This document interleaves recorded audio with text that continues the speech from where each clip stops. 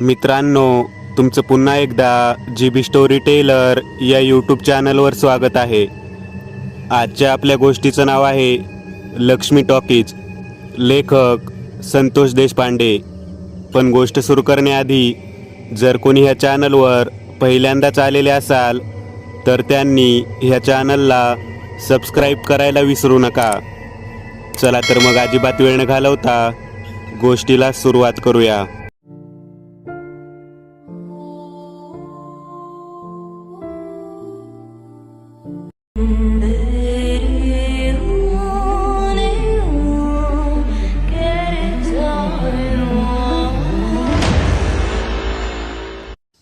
जवळपास 20 ते 25 वर्षापूर्वी ज्यावेळेस मी माझ्या मामाच्या घराच्या बाजूला असलेल्या एका पटांगणामध्ये खेळत असे. दुपारच्या वेळेला मामा ऑफिसमधून यायचा. आम्ही नदीवर थंडगार पाण्यात डुबण्यासाठी जात असे.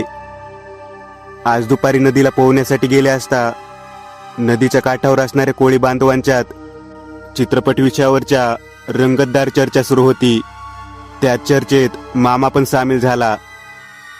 नदीला पाणी जास्त नव्हतं, पण मला पोहण्याचा आनंद घेण्यातच रस होता.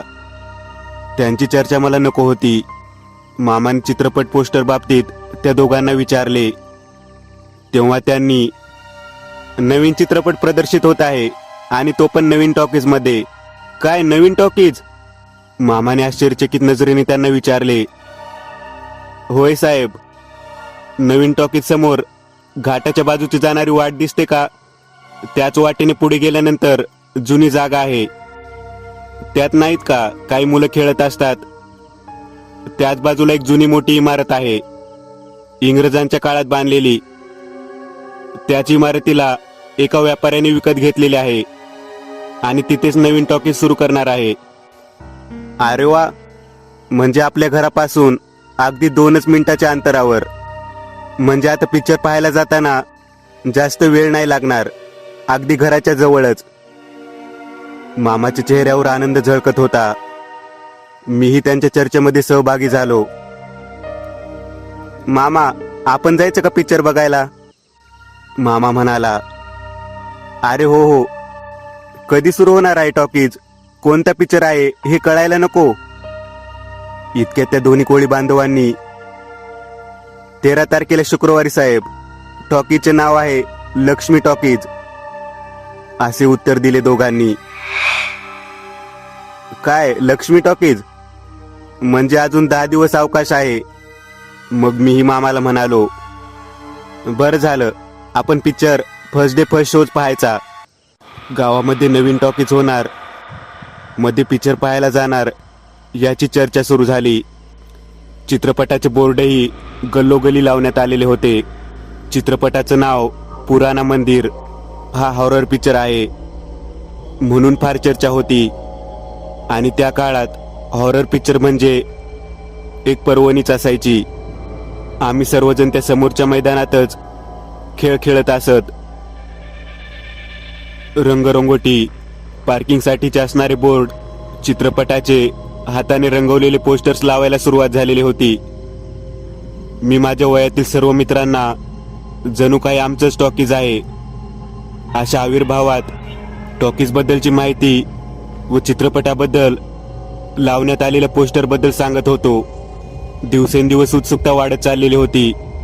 चित्रपटाचा पहिला शो दुपारी 12 वाजता ठेवण्यात आलेला होता. त्यापूर्वी सकाळी 10 वाजता मोठी पूजा तिथे आयोजित करण्यात आलेली होती. आणि याच पूजेच्या तयारीसाठी टॉकीज मालकाचे सर्व कामगार धडपडत होते. ऐन पूजेच्या वेळी टॉकीजच्या उंच छतावरून एका कामगाराचा तोल गेला व तो बरोबर दारातच पडला. पूजेसाठी आलेल्या ब्राह्मणांना तो एक कामगाराचा मृत्यू हा अपशकुनी आहे असे वाटू लागले. अर्ध्या तासाने चित्रपटाचा शो होता. पूजेची सर्व तयारी झाली होती, पण त्या जागी मृत्यू झाल्यामुळे पूजा रद्द केली. नुसती रिबीन फीत कापून व नारळ वाढवून तिकीट विक्रीवाला त्या ऑफिसमध्ये गेला. जवळजवळ 1000च्या वर लोक त्या मैदानात रांग लावून उभा राहिलेले होते. बघता बघता शो हाऊसफुल झाला. इंग्रजाच्या काळातील जुनी इमारत अतिशय भेसूर वाटत होती. उंच उंच गोल कमानी, गॉथिक शैलीत केलेले बांधकाम अतिशय भक्कम होते. चित्रपटाच्या शोला सुरुवात होण्या अगोदर सर्व लोकांना खाण्यासाठी वडापाव वाटण्यात आला होता. सर्व मंडळी अतिशय उत्साहात होती. आम्ही अगदी त्याच्या समोरच्या तिसऱ्या रांगेमध्ये बसलेलो होतो. शो सुरू होण्या अगोदर तिथे टॉकीच्या मालकाने 2 शब्द व्यक्त केले. चित्रपटाला सुरुवात होणार होती. काळा कुट्टा अंधार आणि प्रोजेक्टरमधून पहिला पडद्यावर आलेला प्रकाश, त्या प्रकाशामध्ये उठून दिसणारी काळीभोर एका स्त्रीची भेसूर सावली आणि तिच्या हातामध्ये दिसणारे लहान मूल, अशा प्रकारे जोरातीने बाळ फिरवून आपटले आणि त्यासरशी आलेली मोठी किंकाळी.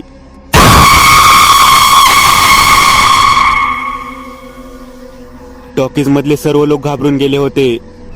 इतक्यातच पडद्याच्या बाजूला अचानक आग लागली. प्रोजेक्टर रूमकडे सर्वांचे लक्ष गेले. तिथून फिल्म लोड करणारा मुलगा बाहेर आला. त्याने खाली उडी मारली व भूत भूत म्हणून जोरात पळत सुटला. पडद्याला लागलेली आग, त्यात मुलाचे ओरडणे आणि विचित्ररित्या दिसलेली ती सावली, नक्कीच काहीतरी वेगळं आहे हे सर्वांच्या लक्षात आलेलं होतं. आणि त्यासरशी संपूर्ण घाबरलेली लोक मिळेल त्या वाटेने मधून बाहेर पडण्याचा प्रयत्न करू लागले. अचानक घडलेल्या सगळ्या प्रकारामुळे सर्व तेथील लोक जीव मुठीत घेऊन मिळेल त्या मार्गाने बाहेर पडत होते. मी मामाबरोबर कसाबसा 2 कोळी बांधवाच्या खांद्यावरून पडद्याच्या मागच्या बाजूला असलेल्या वाटेने, जी वाट नदीच्या बाजूला निघत होती, तिथून आम्ही सगळे बाहेर पडलो. 2 वृद्ध माणसे मात्र त्या चेंगराचेंगरीत जखमी झालेले होते व त्याच टॉकीच्या खालच्या मजल्यावर अडकून पडलेले होते. भर दिवसा घडलेल्या विचित्र प्रकारामुळे तिचा मालक हादरून गेला होता. तो बाहेरच्या कमानीच्या मोठ्या खांबाला टेकून उभारलेला होता. त्याच्या कुटुंबातील सर्व लोक, त्याचे मित्र सहकारी लोक सगळेजण त्या ठिकाणी थांबले होते.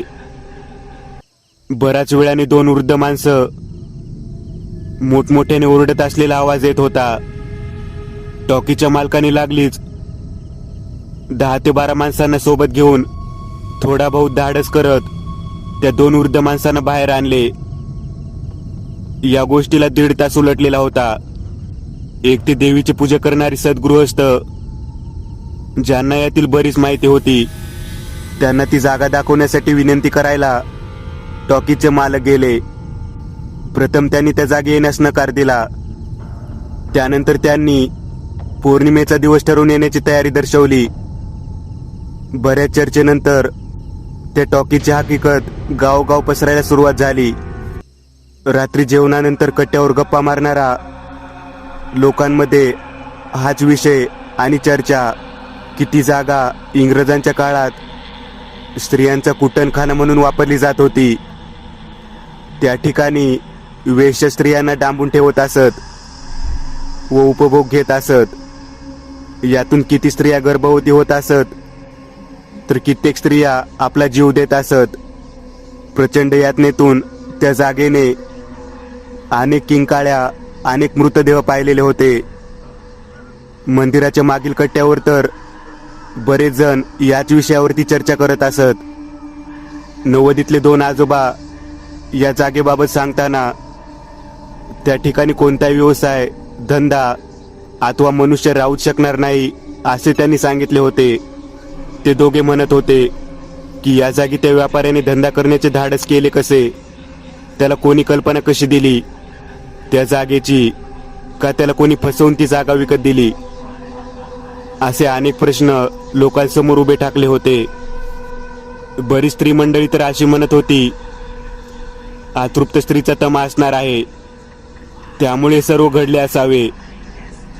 काही पुजारी मंडळी होती, ते म्हणत होते की हे असे काही नसावे, कुणीतरी मुद्दाम म्हणून त्यांचा धंदा किंवा व्यवसाय बंद पडावा म्हणून कारस्थान रचून असे घडले असावे, जेणेकरून ती जागा भुताटकीची समजून कोणी येऊच नये. काही मध्यम वयाचे लोक तर चर्चा करताना असं म्हणत होते की त्या जागेत पूर्वीपासून अनेक हत्या, अनेक बळी, अनेक अत्याचार झाल्यामुळे बहुधा ती जागा शापित असावी.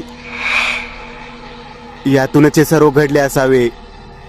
सर्वात मुख्य चर्चा जी तंतोतंत खरी होती ती म्हणजे अशी, या जागेबाबत त्या टॉकीज मालकाला सर्व माहिती होती, पण तो या गोष्टींना कधी मानतच नव्हता. आणि यातूनच त्याने ती जागा कमी पैशात मिळाली म्हणून विकत घेतली. त्या जागेच्या बाजूला राहणारे लोक सांगत होते की शक्यतो या बिल्डिंगला आतून ठराविकच लोकांनी पाहिले असेल. आतापर्यंत कोणी त्या टॉकीच्या आतमध्ये जाण्याचा प्रयत्न केलेला नव्हता. पण काहीतरी पूजा अर्चा, होम, यज्ञ या करून ही जागा पवित्र करून ती वापरली गेली तर त्या ठिकाणी मनुष्य टिकू शकेल.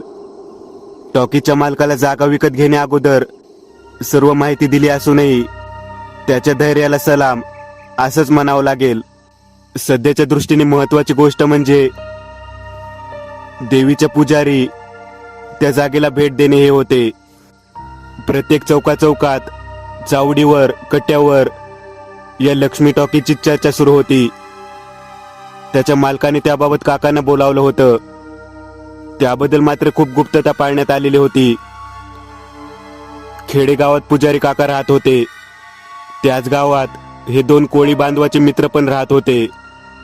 त्यांच्याच सांगण्यावरून टॉकीजचा मालक त्या देवीच्या पुजाऱ्याकडे भेटायला गेला होता. बाकीच्या मालकाने त्या टॉकीज गेटच्या आत प्रवेश केला. त्या ठिकाणी पूजेचे सर्व साहित्य व त्याची यादी दिलेली होती. त्यानुसार गेटवरच्या शेजारच्या रूममध्ये आणून ठेवण्यात आलेले होते. पौर्णिमेच्या दिवशी सायंकाळी देवीची पूजा झाल्यानंतर पुजारी काका जुन्या अँबेसेडर गाडीमध्ये बसून मालकांसमवेत तेथे आले. गेटच्या दाराला पाय ठेवताच त्यांनी ही जागा बाधित आहे हे लगेच जाणले. त्यांच्या कपाळाला भलं मोठं कुंकू लावलेलं होतं. गळ्यात कवड्यांची माळ होती. 2 लिंबू हातात पकडून ते अनवाणीच आलेले होते. त्यांनी त्या जागेत प्रवेश केला. मोठ्या 2 कमानी जवळ येताच एक विचित्र अशी तिरकी नजर त्यांनी वरच्या मजल्यावरच्या जाणाऱ्या जिन्याकडे टाकली. आतमधून संपूर्ण टॉकीज फिरण्या अगोदर त्यांनी त्यांच्यासोबत आलेल्या एका तरुण असलेल्या दुसऱ्या पुजाऱ्याला सोबत येण्यास सांगितले. टॉकीज मालकाच्या हातात भस्माची पुडी व हळदीच्या वाटीत बुडवलेला दोरखंड म्हणजेच ताईत मनगटाला बांधून घेण्यास सांगितले.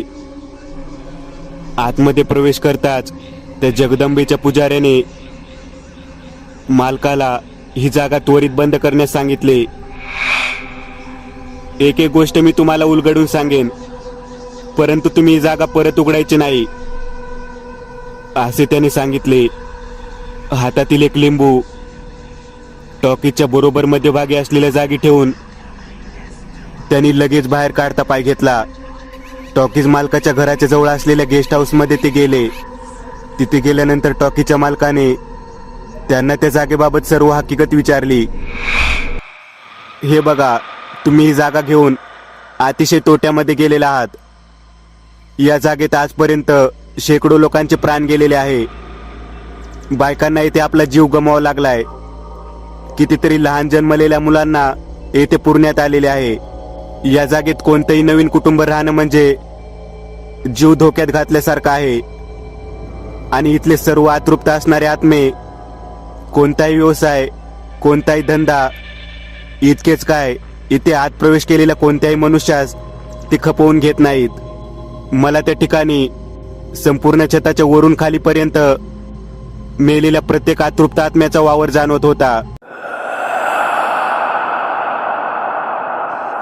संपूर्ण टॉकीच्या खुर्च्यांवर मेलेल्या आत्म्यांनी ठाण मांडून बसलेली होती.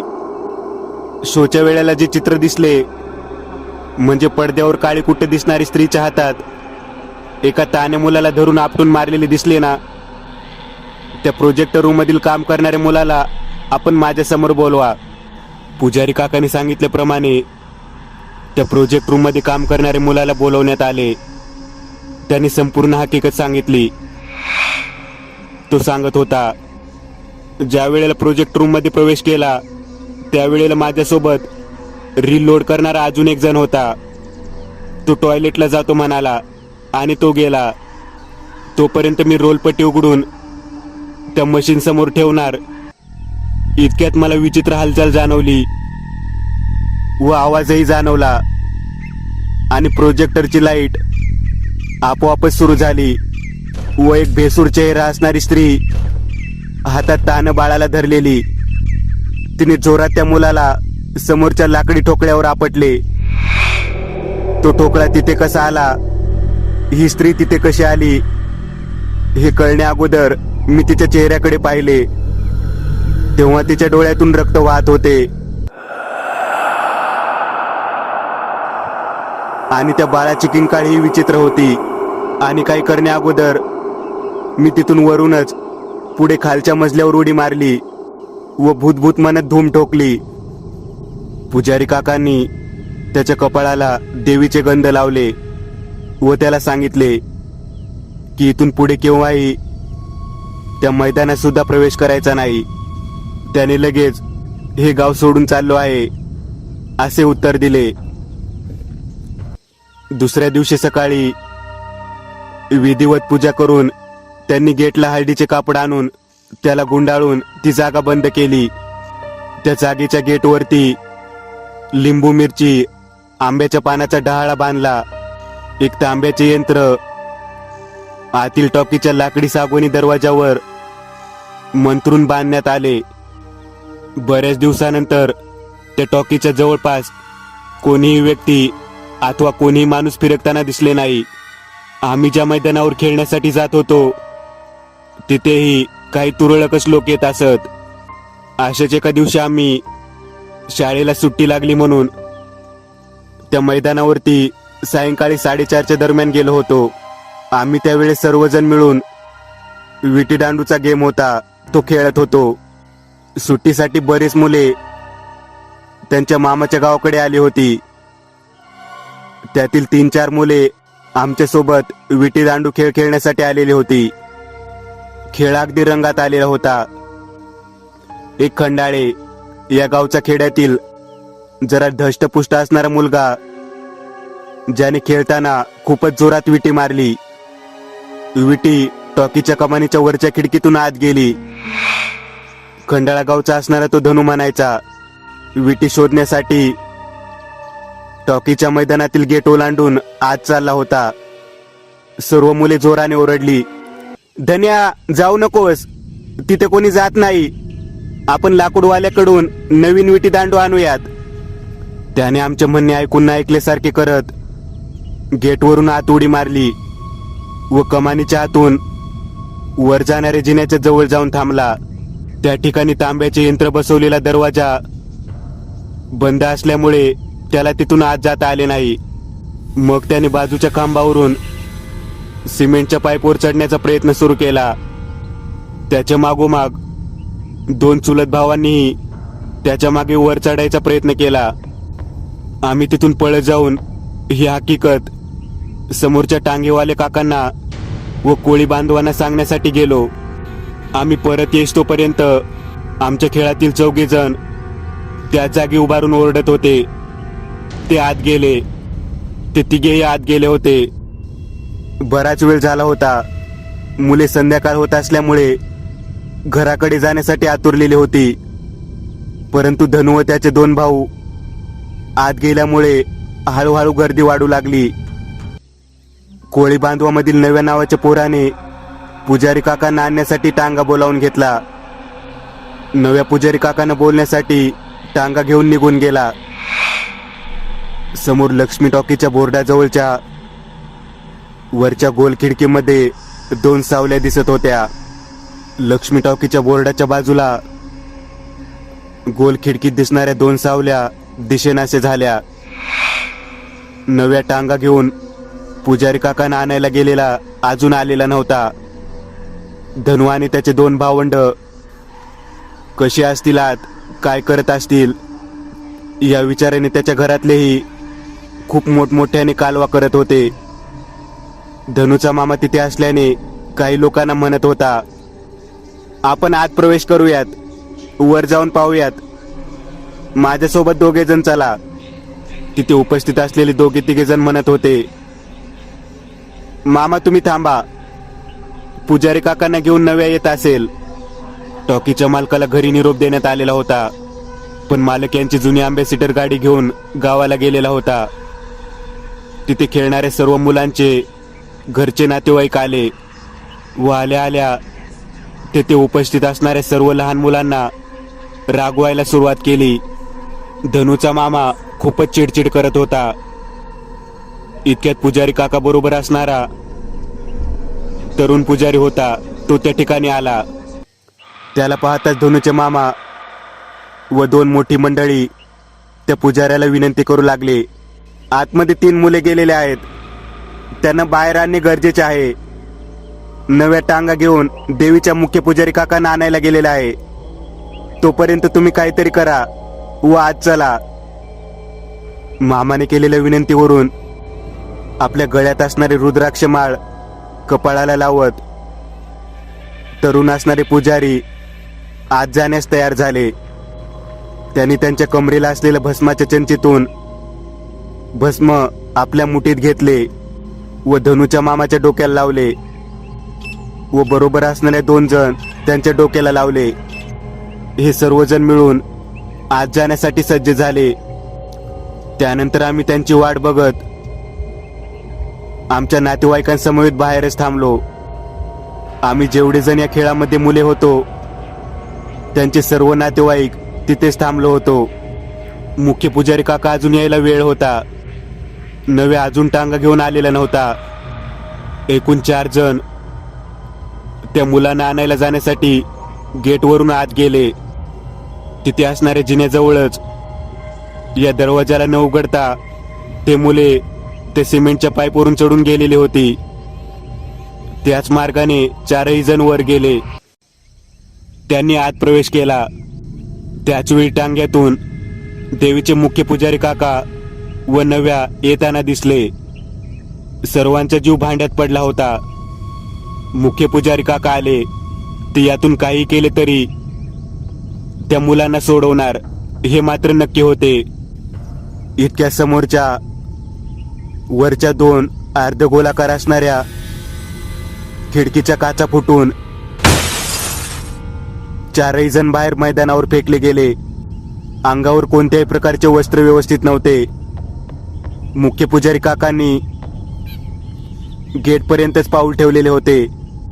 धनूचा मामा, त्याचे 2 नातेवाईक व तरुण असणारे पुजारी अंगावरचे सर्व वस्त्र फाटलेल्या अवस्थेमध्ये होते. जीवाच्या आकंताने ते 4घे जण पळत गेटवरून चढून मुख्य पुजारी काकांच्या जवळ आले. त्या तरुण पुजारी काकाला मुख्य देवीच्या पुजाऱ्यांनी विचारले, आत नेमके काय झाले? त्यांनी पुढे सांगितले, आपण यज्ञात दिलेल्या भस्मामुळे आम्ही त्या मुलांना आणण्यासाठी आत गेलो खरे, पण भयंकर असा आत्म्याचा गट आत ठाण मांडून बसलेल्या अवस्थेत दिसला. सर्वजण महिला होत्या. प्रत्येक जणीच्या हातात उलटे धरलेले लहान मूल होते. मी आमच्या जवळचे भस्म चांचीतून बाहेर काढण्यासाठी हात आत घालणार तोच त्यांचे लक्ष आमच्याकडे गेले व आम्ही आत प्रवेश करू शकलो नाही. आम्हाला आत प्रवेश करण्या अगोदरच वरच्या 2 खिडकीतून प्रचंड ताकदीनिशी कोणत्या तरी शक्तीने बाहेर फेकले. 3ही मुले आतच असतील. कृपया आपण त्यांना जरूर वाचवा. आता मुख्य पुजारी काका समवेत कोण जाणार? जे तरुण पुजारी होते त्यांची अवस्था भयंकर पाहून कोणी आत जाण्याचे धाडस करत नव्हते. त्याचवेळी तिथे उपस्थित असलेल्या लोकांपैकी 2 लोकांना त्यांनी विनंती केली, आपण आज चलावे. मी तुम्हाला विनंती करतो की तुमच्या केसालाही धक्का लागणार नाही. माझ्याजवळ असणारे 2 लिंबू, 2 नारळ व एक कमंडलूतील पाणी, ह्या सर्व गोष्टी मी एकटा हातात धरू शकणार नाही. त्यामुळे आपणापैकी कोणी ना कोणी 2 जण माझ्या समवेत चलावे. त्यांचे हे बोलणे ऐकल्यावर माझा मामा व 2 कोळी बांधव असे एकूण 3 जण त्यांच्यावर विश्वास ठेवत पुढे आले. 2 कोळी बांधव जे होते ते धरिष्ठवान होते. माझा मामा हे आध्यात्मिक वृत्तीचा असल्यामुळे त्याचा त्या मुख्य पुजारी काकांवर विश्वास होता. आम्ही तिथेच थांबून या सर्व गोष्टी पाहत राहिलो. आतमध्ये गेटवरून पुजारी काका व त्या तिघांनी प्रवेश केला. तरुण असणारे पुजारी काका, धनुचे मामा, 2 नातेवाईक आमच्या पाशी येऊन थांबले.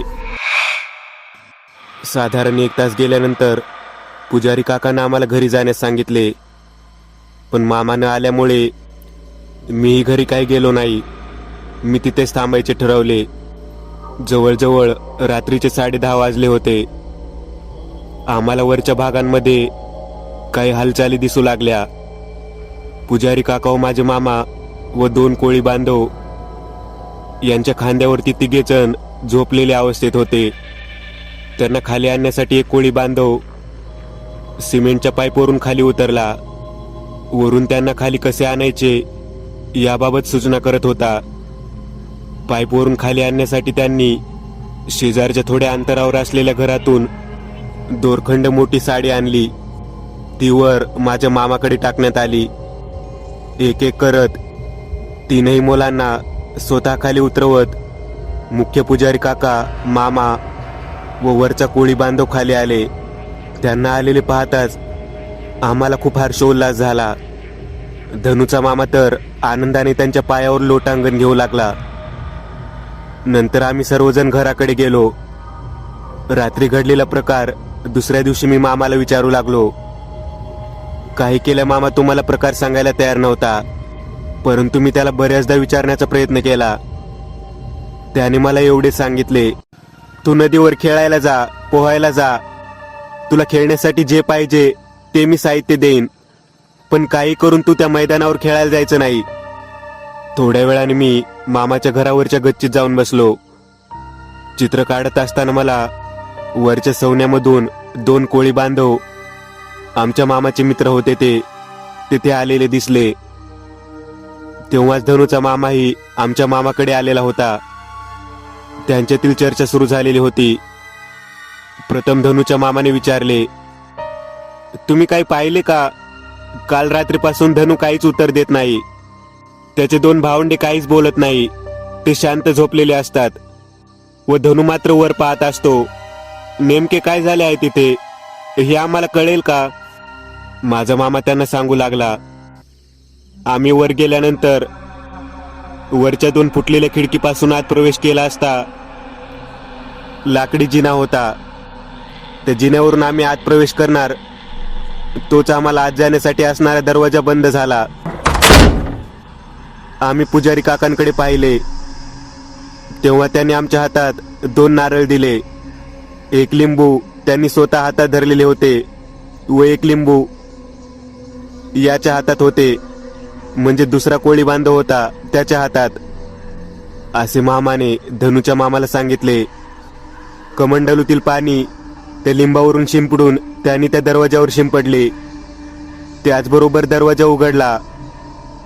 आम्ही जेव्हा आत गेलो त्यावेळी छताच्या वरच्या बाजूच्या भागावर असणाऱ्या सागवानी लाकडावरती उलटे विवस्त्र असणाऱ्या स्त्रियांच्या उलट्या आकृत्या दिसत होत्या. त्या आम्हाला घाबरवताना प्रयत्न करत होत्या. आतृप्त आत्म्याने आम्हाला विक्राळ बेसूर रूप दाखवले होते. पण पुजारी काकाने आम्हाला न घाबरण्याचा सल्ला दिला. थोडे अंतर चालून गेल्यानंतर प्रत्येक खुर्च्यांवर व जिन्यावर स्त्रिया होत्या. पडद्याच्या समोर असणाऱ्या जागेवरती लहान लहान मुलांचे रडण्याचे आवाज मोठमोठ्यांदा येत होते.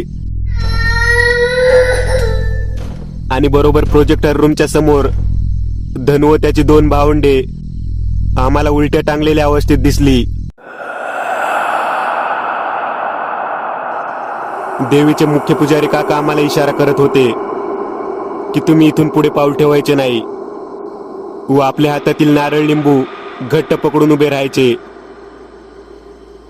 त्यांनी स्वतः पुढे पाऊल ठेवले असता संपूर्ण ताकदीनिशी आम्ही उभे होतो.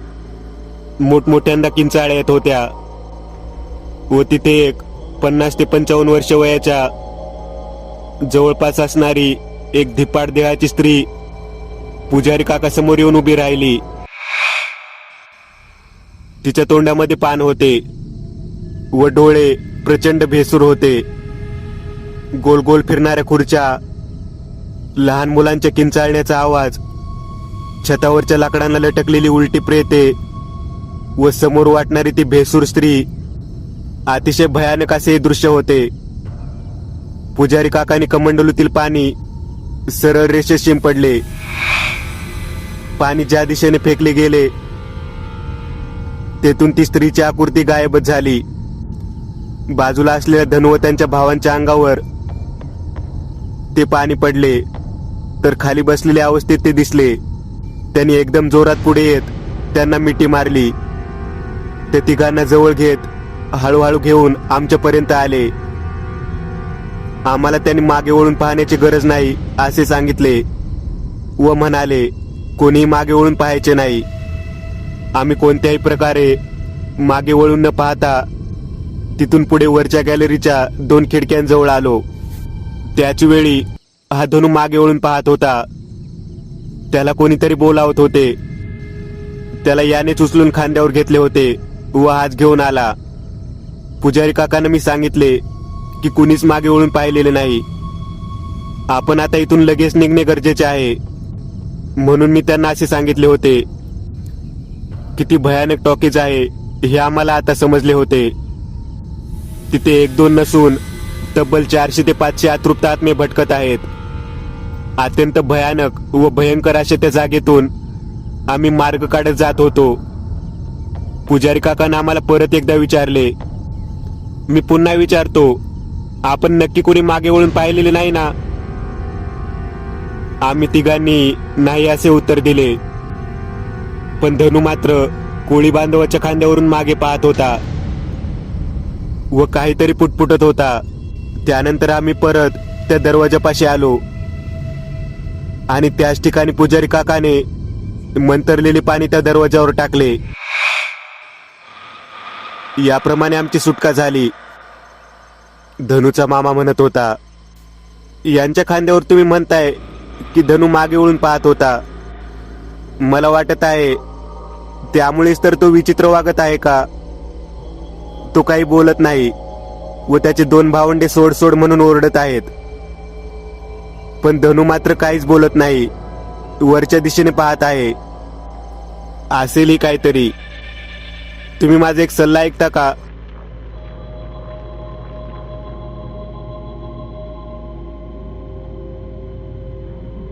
तुम्ही धनुला व त्या 2 भावांना घेऊन आजच्या आज पुजारी काकांकडे घेऊन जावा व त्यांना त्यांच्याबद्दल सांगा. वरील सवन्यामधून मी सर्व घडलेली घटना ऐकली होती. मी लगेच माझ्या मित्रांकडे गेलो व त्यांना हकीकत सांगायची म्हणून त्यांच्या घराजवळ गेलो. मला दोघांच्या आजीने सांगितले की आताच वाड्यातून 2 मुलं व त्यांचा मोठा भाऊ धनुला भेटायला गेलेले आहेत. मी लगेच धनुच्या घराकडे निघालो. धनुच्या घराच्या बाहेर नव्या थांबलेला होता. त्याला मी म्हणालो, धनु कुठे आहे? तेव्हा तो म्हणाला, अरे आताच 3 मुले आलेली होती, त्यांच्यासोबत तो मंदिरात दर्शनाला जातो म्हणून गेलेला आहे. तुझे 2 मित्र होते व एक त्यांचा मोठा भाऊ होता. त्या ठिकाणी धनुचा मामा, 2 कोळी बांधव व माझा मामा धनुला पुजारी काकांकडे घेऊन जायचे म्हणून आलेले होते. मी लगेचच मामाला म्हणालो, मी मंदिरात जाऊन येतो. धनु तिकडेच गेलेला होता. मी मंदिराकडे जाणाऱ्या वाटेच्या दिशेने चाललो होतो. माझे नकळत पाय हे लक्ष्मी टॉकीजकडे वळले. तिकडे जाताना मला 4 मुले दिसत होती. त्यामध्ये धनु पण होता. मी धनुच्या पाठोपाठ नकळत चालतच चाललो होतो. धनु त्या मुलांना नुसते डोळ्यांनी पाहत होता. ती मुलंही काही न बोलता धनुच्या मागे त्या गेटवरून चढून आतमध्ये जाऊन उंच कमानीपर्यंत गेलेली दिसली. मीही त्याचप्रमाणे आतमध्ये प्रवेश केला. माझ्या पुढे 4 जण कमानीच्या जवळ जाऊन पोहोचलेले होते. समोर धनु काही बोलत नव्हता, नुसतं सगळ्यांकडे पाहत होता. आम्हाला धनु नजरेनेच वश करत होता. तो धनु नव्हता, कोणतरी एक विचित्र असा तो भासत होता. धनु पुढे चालत होता. माझे 2 मित्र व त्यांचा मोठा भाऊ त्याच्या मागे चाललो होतो. त्यांच्या मागे का जात आहे मलाही समजत नव्हते. त्याच्या बाजूला दरवाजा होता. नंतर तो मला बोलावत होता. त्या दिशेने पायऱ्या चढून वर गेलो. आतमध्ये तुटलेल्या 2 खिडक्या तशाच होत्या. तिथून आतमध्ये जाण्यासाठी लाकडी जिना होता. त्या जिन्याच्या दिशेने आम्ही गेलो. धनु पुढे होता. आतमध्ये कोणत्याही प्रकारचा आवाज किंवा कोणीही दिसत नव्हते. त्याने मागच्या बाजूच्या 4 खुर्च्यांवरती आम्हा सर्वांना बसवले. धनु पुढे चालत गेला. जळल्या पडद्याच्या जवळ एक जिना बाजूला होता. त्या ठिकाणी जाऊन थांबला.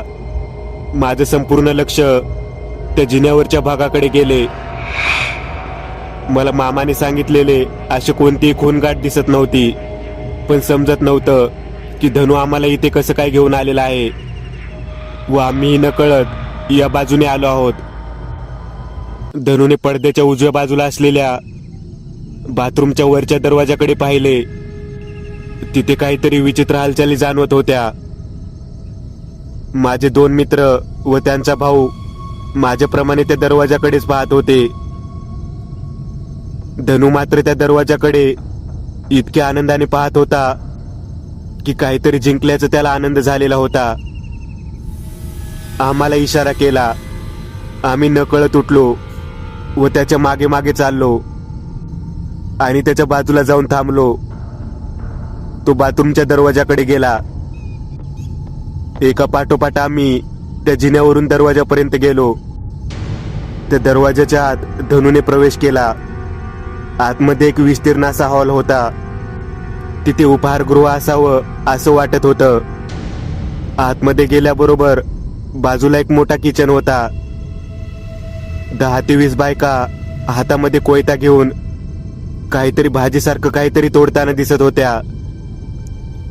धन्यानं आम्हाला तिथे बसायला सांगितलं. हे जुना कडपाच्या आकाराचा टेबल होता. आम्ही त्यावर निवांत बसलो. भज्यांच्या सारखे एका प्लेटमध्ये काहीतरी खाण्यासारखे घेऊन आला. एकदम समोर 10 ते 20 बायका टॉकीजमध्ये काय करत आहे हा प्रश्न माझ्या डोक्यात शिरत होता. आतमध्ये ढुंकून पाहण्याचा मी प्रयत्न केला. त्याचं एक विचित्र अशी गोष्ट दिसते. ती लाल रंगाचे पीठ कालवलेलं व कशाला तरी लावलेलं दिसत होतं आणि त्या बायकांचे चेहरे मला नीट दिसत नव्हते. फक्त त्यांनी साड्या नेसलेल्या दिसत होत्या. काय वेळ झाली आहे, काय चालले आहे या कोणत्याही गोष्टीचा आम्हाला ठाव ठिकाणा नव्हता. थोड्या वेळाने अंधार पडला. आतमध्ये काहीच दिसेनासे झाले. अस्पष्ट दिसत होते. आतमध्ये जुन्या काळातल्या झुंबर यामध्ये मेणबत्त्या लावलेल्या दिसल्या. आम्ही त्या ठिकाणी बसून होतो. माझ्यासमोर माझे 2 मित्र व त्याचा मोठा भाऊ. कसलीच हालचाल किंवा प्रतिक्रिया देत नव्हती. काहीतरी नजरबंदी करावी किंवा बांधी करावी असा हा प्रकार वाटत होता, पण समजत असून उमजत नव्हतं. थोड्या वेळानंतर छताच्या वरच्या बाजूला आम्ही पाहिलं. तिथून आम्हाला सिनेमा हॉलच्या आतील स्पष्ट दिसत होतं. कमरेपासून वरचा भाग उलटा टांगलेला. एका पायाला मोठा दोरा बांधला होता आणि तो दोर सागवानाच्या खांबाला अडकवत अशी कितीतरी प्रेताची सांगड अर्ध कापलेले वर अडकवलेले होते. हे अतिशय भेसूर होतं. चारही जण आम्ही भयंकर घाबरलेलो होतो. त्या दरम्यान धनू मात्र अतिशय मोठमोठ्यांदा हसत होता. आम्हाला हेच कळत नव्हतं की धनू म्हणजे नेमके कोण आहे. आम्हाला हे जाणवतच नव्हतं की ते काय चाललेलं आहे व त्याच्या मागे कोण आहे. फक्त भयानकता, क्रूरता जाणवत होती.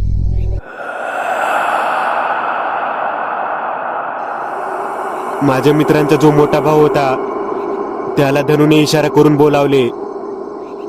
त्याला इशारा करताच तो उठून पुढे गेला. आता काहीतरी विचित्र होणार आहे असे आम्हाला वाटत होते. इतक्या 40 ते 50 स्त्रियांचा घोळका एक गोल करून हे धरल्यासारखे तिथे काहीतरी प्रकार करत होता. त्याने मित्राच्या मोठ्या भावाला संपूर्ण कपडे उतरवायला लावले. त्याला मध्ये बसवले. तो कोणताही प्रतिकार करू शकत नव्हता. त्याच्या तोंडातून आवाजही येत नव्हता.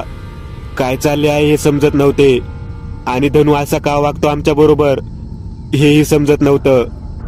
बराच वेळ गेल्यानंतर त्या स्त्रियांचे विचित्र नृत्य सुरू झाले. त्याच्या अंगावर संपूर्णतः हळदीचा लेप लावलेला होता. त्याच्या गळ्यामध्ये कसले तरी हार घातलेले होते व त्या स्त्रिया त्याला आळीपाळीने चाटत होत्या. जणू काय त्याचे ते मांसच भक्षण करणार आहेत. तेवढ्यात लाकडी जिन्याच्या प्रोजेक्ट रूम पासून एक धिप्पाड स्त्री खाली येताना दिसली. हिचा चेहरा अजिबात दिसत नव्हता. तिने मोठ्यांदा किंकाळी फोडली. त्यासरशी संपूर्ण स्त्रिया नाचणाऱ्या अजून मोठमोठ्यांदा चिरकत आनंदाने नाचत होत्या. आता काहीतरी वेगळं घडणार. मामाने सांगितल्याप्रमाणे त्या बेसूर स्त्रिया दिसत होत्या. त्यांच्या हातात शस्त्र होते. प्रत्येक खुर्चीवर लहान मुले चिरकत होती. मोठ्या ताटामध्ये काही स्त्रियांनी लाल रंग लावलेलं काहीतरी पदार्थ घेऊन त्या मोठ्या परातीत समोर आणून ठेवला. ती आदाशपणाने खात होती. हे काय चाललं होतं काही समजण्याच्या अगोदरच आम्हाला वरच्या बाजूने 3 पांढरे वस्त्र धारण केलेले पुरुष दिसले. ते आम्हाला हाक मारत होते. ते कोण होते आम्हाला काही स्पष्टपणे दिसत नव्हते व काही समजत नव्हते, पण ते आम्हाला मोठ्याने हाक मारत होते. विशेष करून धनूला खूप मोठ्याने त्यांनी हाक मारली, पण तो त्यांच्याकडे प्रचंड रागाने बघत होता. आम्हाला कळत नव्हतं असं का घडत आहे. हे कळण्या अगोदर व ते कोण आहे ते समजण्या अगोदर 4-5 लिंब आमच्या दिशेने आली. माझ्या लक्षात आलं की आता काहीतरी होणार. इतक्यात माझे 2 मित्र जोराने किंचाळत होते, अरे चल लवकर, मामा आलाय पुजारीजींना घेऊन. हे मुलांना मारून त्यांना खायला बसलेत, चल लवकर. माझ्या अंगावर लिंबू पडले. त्यासरशी मला जाणवले ते अतिशय भयंकर व भयानक होते. मी पूर्णपणे शुद्धीवर आलेलो होतो.